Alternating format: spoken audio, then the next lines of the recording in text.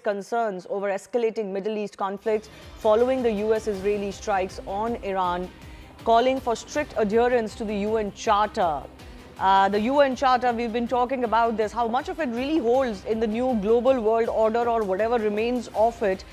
It seems that for both Israel and America, their quote-unquote imminent threats are more important than any global order. And anyways, we have seen over the last 4 to 5 years, especially with Trump as a president, that not a lot of the law, international law is being followed. My colleague Siddhant continues to be with us. We were talking about exactly this. But this has become laughable a little bit, right? Yes, world leaders will remind them. You can tell us a little bit about the statement as well.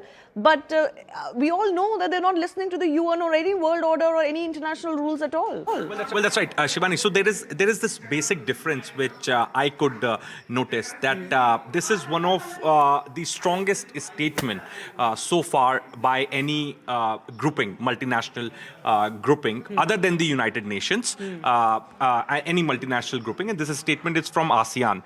Now, it also blames Israel and the United States.